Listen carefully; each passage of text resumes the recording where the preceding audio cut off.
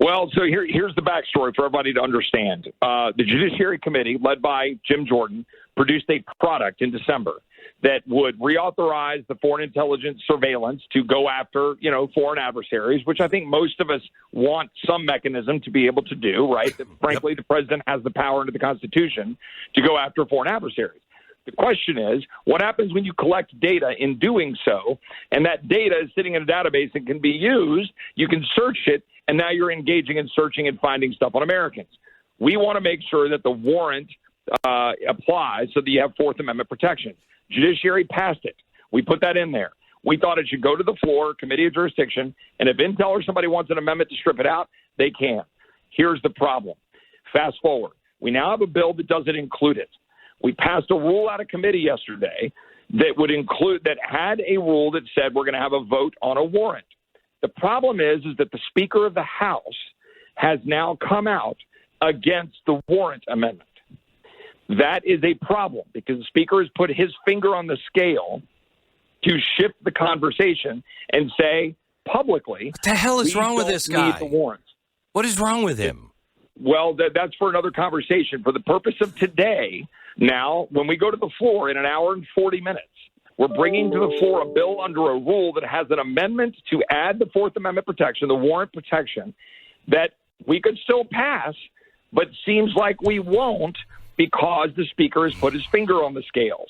So now, since the Speaker has done that, we now have to decide whether or not we stop the whole process by killing the rule and then force it to be only reauthorized under its current form, which, of course, still wouldn't give us the protection of the warrant. But our concern is there are other amendments in this that would expand FISA in the name of going after drug kingpins. Oh, my gosh. Right. And so, like, for example, there is well-intended legislation to go after to be able to collect data, collect information relative to drug trafficking like fentanyl. The problem is in the definitions about precursors and other stuff, it expands FISA and expands the amount of information they're collecting. You could be talking about, an American citizen buying, whatever cold medicine that's the precursor for making meth. So we're alarmed that it's expanding FISA, and we're trying to kind of run all those pieces to ground. Meanwhile, and that's all stuff that's been, added to it, by the leadership. So now we're trying to figure out what we do with a rule here at noon. We are conflicted because the current regime doesn't have the Fourth Amendment warrant, a language in there. Obviously, we still have protections as American citizens under the Constitution, but if you don't put this provision in place, it's not as strong in terms of what we're trying to do to protect citizens. So that's where we are. How can Congress pass something that goes against the Fourth Amendment and not have the Supreme Court stand up and say, no, you can't do that? Well, that would be my view, is that we ought to be taking the extra step here to make sure that American citizens are being protected. Right. What I think, courts should say is you created a regime to collect information that would target foreign nationals, and so you're sitting here in the FISA courts and FISC, and you're looking at the information, and if an individual American citizen is talking to somebody abroad, then, that information is in the database because it was already talking to the person you're targeting. I would argue, yes, but once you know that, that's the issue here. Once you know that, then you can't be querying for American information for an American citizen or, frankly, U.S. person protected under the Constitution here in our country. You can't do that, and you need to bar that specifically in the legislation. Otherwise, it's a general warrant. It is highly concerning, and that is what we're now having to wrestle with.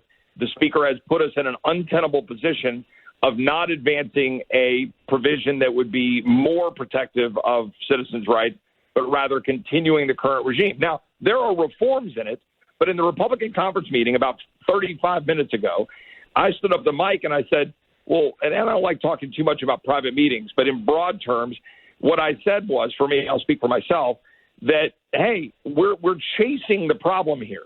You're putting in these penalties and provisions, and you're trying to manage the problem. The problem here is the core problem since our founding.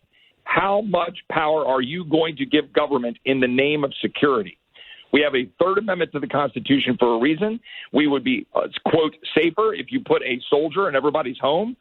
I don't want to do that. You don't want to do that, and the Constitution prohibits it. The Fourth Amendment is the same thing. Right. We have constantly been fighting this struggle. I fear government more than I fear terrorists. Okay. I do not want to empower our government anymore, and that's what's at stake today. So we're going to have a debate. I don't know if it'll go to the floor. I suspect it will. We'll have a debate, and I suspect that the rule will fail, but we will see what happens. Okay, Chip, you just want people to call in today, call their congressman? Yeah, light them up and say, why aren't you protecting my civil liberties? Okay. Why aren't you going to do that? Does it help to call the Speaker of the House? It does. Okay, good. So call the Speaker of the House, call your congressman, and tell them in no uncertain terms, but politely, nicely, etc. No, I don't have to tell this to the audience, but please, politely, nicely, protect my Fourth Amendment.